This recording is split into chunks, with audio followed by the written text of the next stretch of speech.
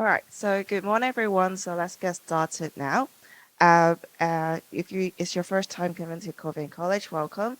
If it's your second, third time coming, welcome back. So as always, if you have any questions, feel free to ask at the end of the presentation. If you need to leave the room for other commitments or you like to grab a drink, feel free to do so anytime you want.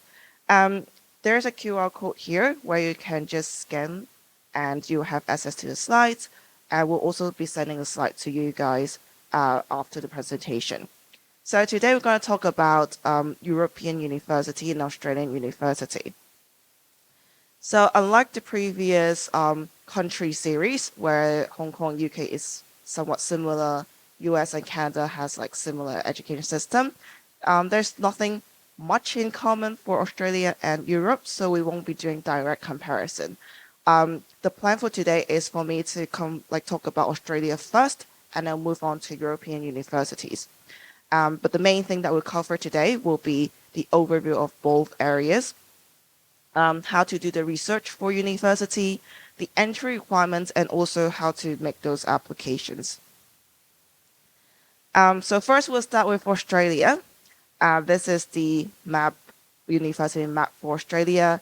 And as you know, Australia is separated into different states and territories, and your area of choice will hugely depending on probably where you're from and also if your university is located in those areas. So this is a map of Australia, and these are the universities that typically our students at West Island School will look into.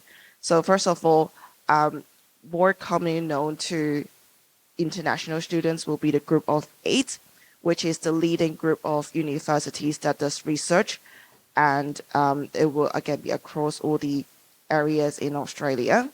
There will also be the Australian Technology Network, which is more like a practical innovation type of university. And there's also like a list of research universities that is also pretty popular amongst our community here at West Island School. So in terms of doing the research, again, first of all, it depends on where you are interested in. A lot of times students at West Island School apply for a university because they have connection with home or they have passports. Alternatively, it might be because they want to work there, they might want to live there. Therefore, the location of where the university is very important. However, if you just want to study in Australia, if you don't have much idea where you want to be in or why should you study there, and you want to make comparison between Australia and the other countries, the left-hand side is the Australian government website to talk about education in Australia. And we often ask students to start with that to kind of take a look at what it's like to study in Australia. Alternatively, Unifrog is also a really good tool for you to do the research on Australian university.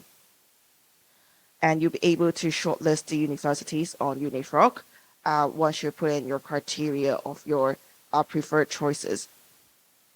So one huge thing about applying to Australia is whether or not you're domestic or international, as that changed quite a lot in terms of like how to make the application and how to do the research. So basically, if you're Australian citizen or New Zealand citizen, or if you hold a permanent residence in either of those countries, you are considered as a domestic student. And one big note is that if you do hold dual citizenship, so you have both like Hong Kong passport and Australia passport, for example, you must apply as a domestic student. There's no a choice for you to say, oh, I'm going to apply with another passport to be considered international student. You have to apply with your domestic, with your Australian or New Zealand passport if you want to apply to the Australian university. So in general, typically Australian university is asking for IB diploma 28 to 38. Again, that's in general. It really, really depends on individual university, and the entry requirements for domestic students will be higher. For some specific courses like medicine, dentistry, you're required to take additional examinations. So for undergraduate, that will be UCAT ANZ, and for postgraduate, that will be JAMSAT, which is for postgrad medical courses entry. Like the other countries, if you're going for creative arts, you are required to provide a portfolio, or if it's performance based, you might need to attend audition or take video of yourself doing audition or any performances for you to submit to the university. Um, it might be a good thing to a lot of students is that personal statement is generally not required for admissions. However, when you're applying to residential college, residential halls, accommodations, they might require you to provide a personal statement to state like who you are as a person. So even if the student is only applying to Australia and they're pretty sure they don't need personal statement for the course, our course at year 12 and year 13 will still encourage students to have at least one personal statement to leave the school with, so they know how to write an essay, how to talk about themselves, and we believe that this skills is important. So we understand that not all countries require personal statement, but we still require all students to leave the school with at least a draft of the personal statement, just so it's training of the writing skills. For domestic students, especially, IB score will be converted to something called ATA to see if they meet the requirements. So basically, there's a ranking to see where they are at, and there is a website as a conversion table. So in the last 5 years, this table has changed quite a lot, and some of the grades might be inflated. So I'm not sure the age group of your students, your children right now, but when you're applying to Australian University and you are referring to ATA, please make sure you check the latest ATA conversion because it might have changed. So this is just an example of the great difference between domestic students and international students. Just for example, this is UNSW for a Bachelor of Commerce business. And for this year, the ATAR is 93, which is equivalent to 37 points in IBDP. But if you look at the international students' requirements, which is on the same website, which you need to state that I'm researching as an international student, the IB requirement is 33. So there's like a 4-point difference between domestic and international students. I can't speak for all universities in Australia. We don't really know why, but we believe that it might be associated with like fees, tuitions, etc. So, which is why when you do your research, make sure you know which category you belongs to. In terms of the procedure itself, for domestic students in Australia, you will need to apply through the tertiary admissions centers. So depending on where the university locates in, so not where you're from, but where the university is located in which area, you will need to apply through these websites and all the tech center for you to make those applications in. So for example, if you're applying to Monash, then you'll be applying through VTech because it's located in Victoria, despite your home might be from Tasmania, just for example. For domestic students, you can only apply with your final grade. So for a normal timeline for domestic students, you'll be completing school with us, you'll be graduating in year 13, and you'll be getting your IBDP results in early July, and that's when you can start doing your application for semester 1 intake. So semester 1 in Australia is usually February or March time. So for international students, you can apply directly through the university website. You shouldn't go through the tech, and you just apply direct to whichever university you like to apply to. For international students, again, you can apply as early as 24 months before the start of the course. So say, for example, you're interested in starting the course um, in semester one, the year after you graduate. Technically, you can apply as early as in year 12, but we obviously do not recommend it because you don't have the grade. And also, it might be too early for you to make a commitment to any university. For international students, you might be able to apply with UAGs, again, depending on the universities, and you might be receiving offers for semester two entry. So semester two entry could be in July or September, again, depending on the university.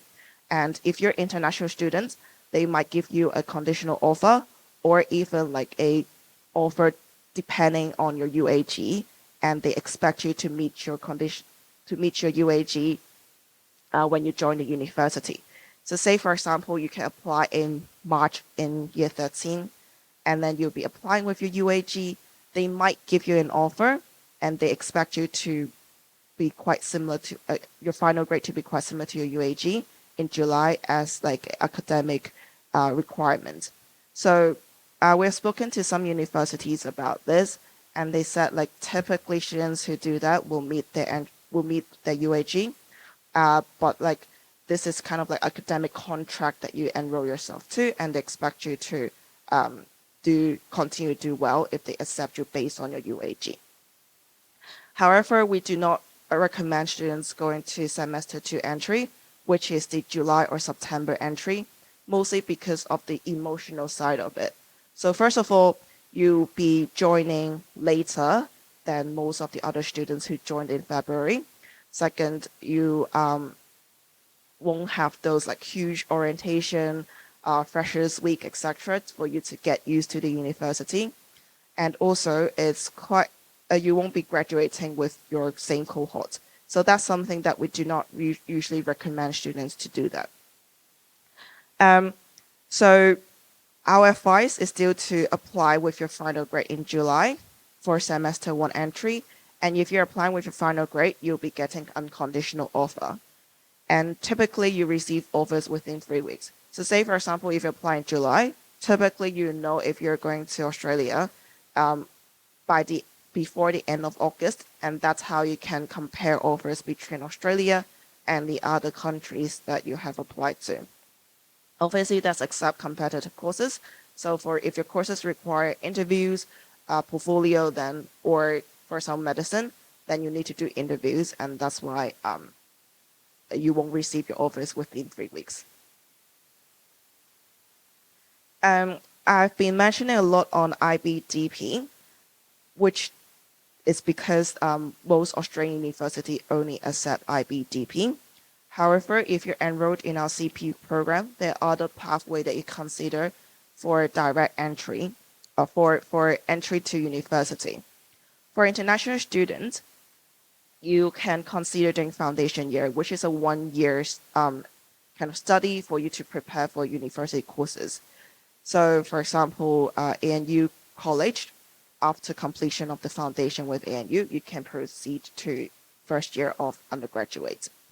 Some students might also consider doing a diploma, which most of the time you complete 1 year with the diploma and use your grade to apply for the second year at the university.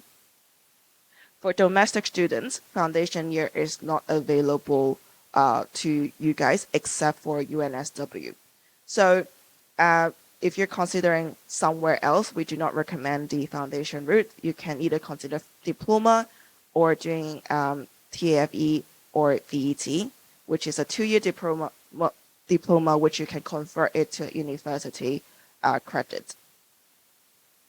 Other consideration that you might consider will probably be the tuition fee.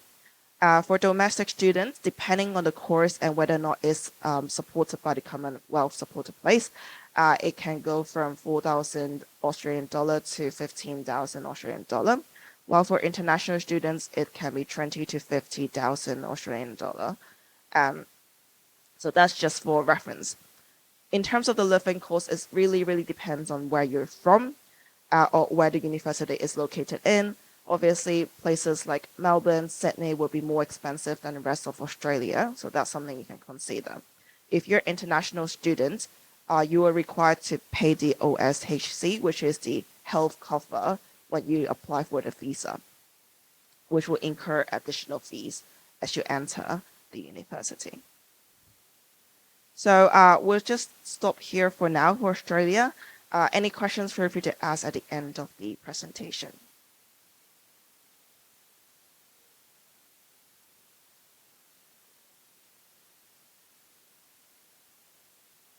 So if they have permanent residence or passport in Australia or New Zealand, they are automatically considered domestic. So unlike, sorry, live here. Yep, yep. So it's by passport or permanent residence. It's not by residence. Right. So I'll move on to Europe for now. So as you guys can see, Europe is a huge area and there are a lot of countries to cover. So our strategy for today won't be talking about individual country. We'll talk about the support that we're providing to most students who are going to European countries for education. So first of all, again, there are lots of universities across many different countries in Europe. And the typical duration of the degree is 3 years. Sometimes it can go up to 4 years. One big thing that we always talk about when we are talking about European education is the teaching language. Countries like Ireland, obviously, and most program in Netherlands offers English program. And some of the private university in the rest of Europe also offer English programs. However, in the other countries like Spain, France, etc., they will require students to know the local language, be proficient in it, and most of the time they will ask you to have completed a language test before they can accept you. So that's one big thing to be aware of if you're considering locate like countries that it's outside of Ireland or any English program. So because of the language restriction, Netherlands is usually the most popular destination in Europe for our students because they provide a lot of English program. If you like to research on what type of program that you might be interested in, or you can like shortlist courses by the teaching language. Study in NL is a really, really good website, which is again is an official website for you to research university in Netherlands. And often wherever you're going, wherever you're going, and despite wherever like the places or the courses, these are things to look out for when you do the research on the university websites or on any portal. So first is the entry requirements. So what kind of grade they're looking for. Second is the program duration. So it might be good for you to know if it's 3 years or 4 years. So third thing, which as I mentioned is quite important, is the teaching language. Do you need to know the language, or is it okay for you to just speak English throughout the course? And so that's why number 4 is very important, the language requirements. So if they were to ask you for like a proof to prove you're proficient in a certain language, for example, German, is it B1 level? Is it B2 level? Like that's something you need to know before you actually decide whether or not you want to apply for that university. Obviously, cost is one big thing for especially for family, and the location of it. So a lot of university do actually do like double degree, dual degree with another university. So you can take a look if there's opportunity for you to do like, for example, 2 years in Asia and 2 years in Europe, which allows you to have that experience of European education. At the same time, you can like get 2 degrees from 2 different universities.